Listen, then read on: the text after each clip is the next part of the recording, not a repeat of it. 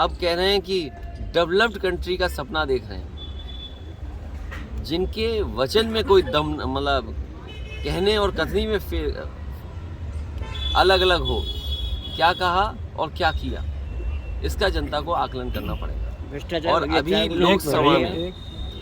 लोकसभा में जो नौजवान कूदे हैं, ये सही बात है कि सुरक्षा, और वहाँ पर सुरक्षा जो प्रधानमंत्री जी का ड्रीम प्रोजेक्ट था, अगर ड्रीम प्रोजेक्ट में जो लगभग 25,000 करोड़ का बना है, वहाँ की सुरक्षा ऐसी है, तो मुझे लगता है कहीं ना कहीं साजिश भी है और षड्यंत्र भी है, क्योंकि कहीं इसी बहाने सरकार की कोई तैयारी तो नहीं है, कहीं इंटरनल सिक्योरिटी और सुरक्षा के बहाने लोगों को डराने की तैयारी तो नहीं है।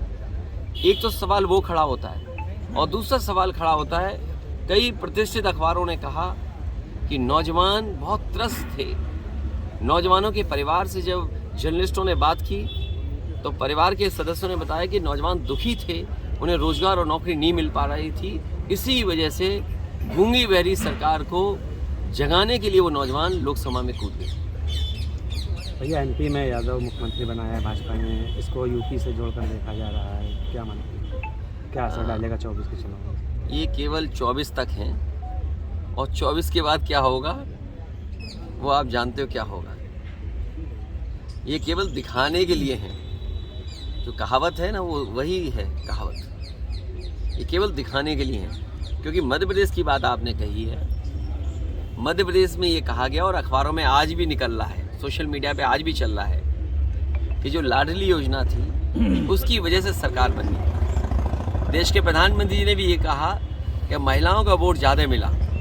अब आप खुद कल्पना करिए कि लोकतंत्र में जिस नेता की वजह से सरकार बनी हो, वही मामा दुखी हो, मामा को दुखी करना ये अच्छी बात नहीं है।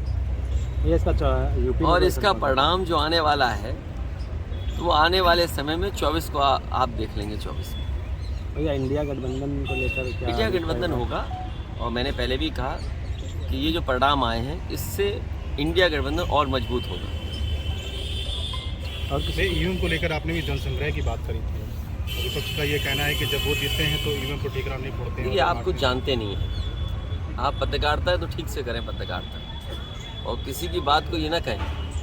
समाजवादियों ने कहा कि अगर आप अमेरिका से नकल कर रहे हो, आप डेवलप्ड कंट्री बनना चाहते हो, तो जो डेवलप्ड कंट्री में व्यवस्था है वोट डालने की, उसको क्यों नहीं अपना रहे हो आप?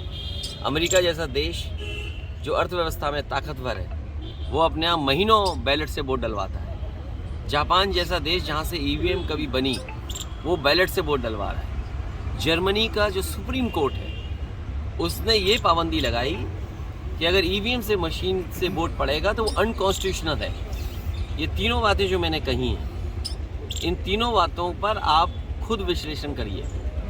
और भारत सरकार ये कह रही है कि हम दुनिया में सबसे ताकतवर देश बनने जा रहे हैं और बनना चाहते हैं, तो क्या अविश्वास के साथ आप ताकतवर बनना चाहते हैं? जनता को विश्वास हो, और सीक्रेट बैलेट, आज तो ये पता लग जाता है इस गांव में, इस मजरे में वोट किसको मिलने वाला है, किसको पड़ने वाला है, तो ये सीक्रेट बैलेट कहाँ है वोटिंग। इसलिए समाजवादियों का मानना, मैं आज फिर कहता हूँ आपसे, मैं जनता से अपील करूँगा कि समाजवादियों को जिताइए, बीजेपी को हटाइए। बीजेपी के हटने से ईवीएम भी हटेगी। इंडिया गठबंधन में समाजवादियों का प्रस्ताव होगा, और जनता से अपील होगी उसके माध्यम से कि देश में ईवीएम हटे, बीजेपी हटेगी तो उससे ईवीएम हट जाएगी। भैया, अगर इंडिया गठबंधन में